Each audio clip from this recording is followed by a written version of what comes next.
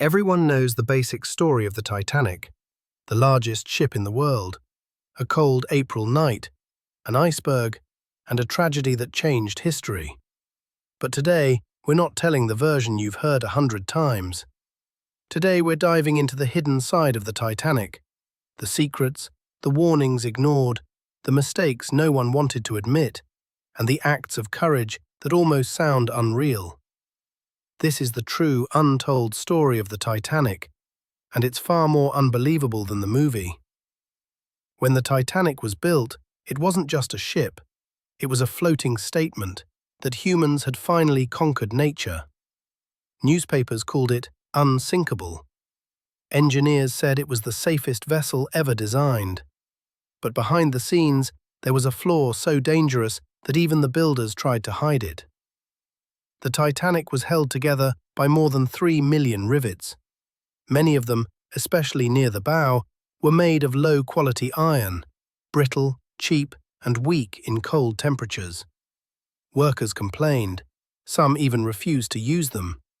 But the ship had a deadline, and the company wanted speed over perfection.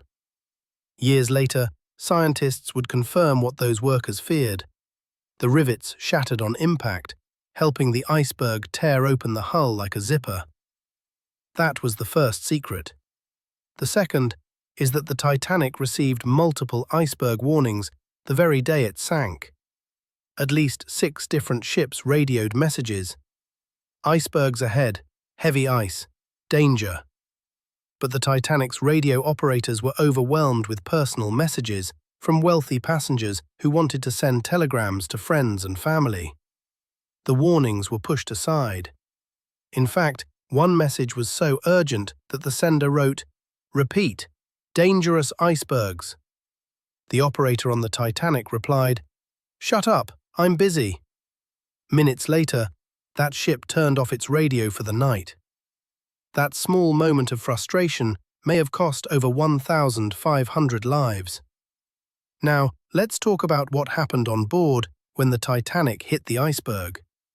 Everyone imagines chaos, people running, screaming, panicking.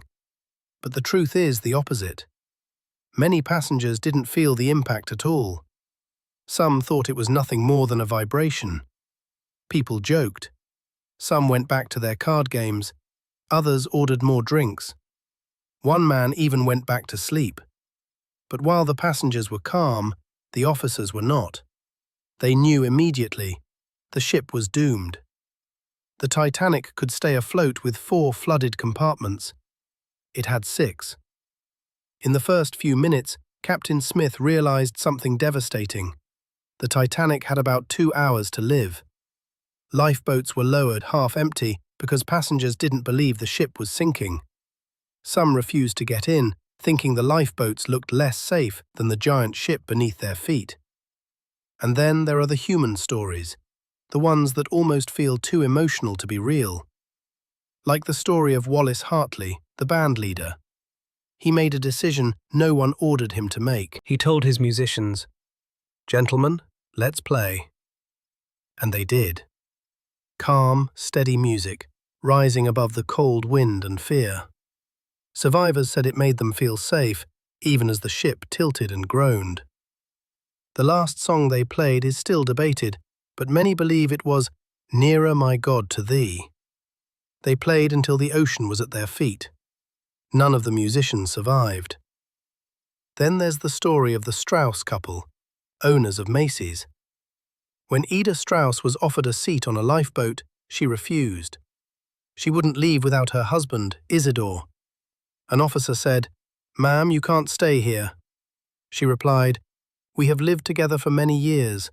Where you go, I go." They sat together on deck chairs as the water rose. They were last seen holding hands. But not everything about the Titanic is tragedy. There were moments of true heroism. Some crew members stayed behind to keep the lights on as long as possible, giving people more time to escape. One radio operator, Jack Phillips, kept sending SOS messages even when the room began to flood. His signals reached a ship called the Carpathia. That single decision saved more than 700 people. Now, Let's talk about the final minutes, the moment most people never hear about. At 2:18 a.m., the bow was so deep underwater that the entire rear section lifted high into the sky. The ship shook. Steel groaned like thunder. Boilers broke loose and tore through the interior. Survivors described the sound as like 1,000 pieces of metal screaming. And then, the Titanic snapped in two. Not slowly, but violently, in just a few seconds. The stern settled for a moment, standing upright like a dark island. People clung to the rails.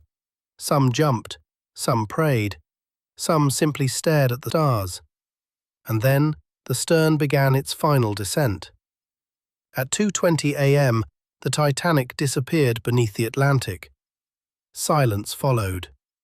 The night was so still that survivors could hear nothing but the faint splash of debris and the cries of people in the freezing water.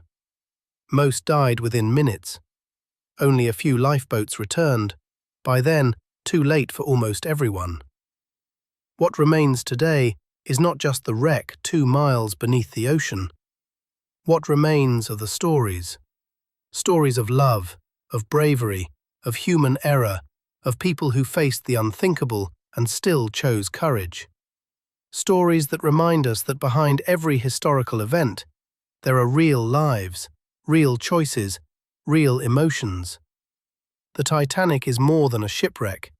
It's a mirror, reflecting both the greatness and the fragility of being human. These are the stories that live on, and that is why the Titanic will never be forgotten.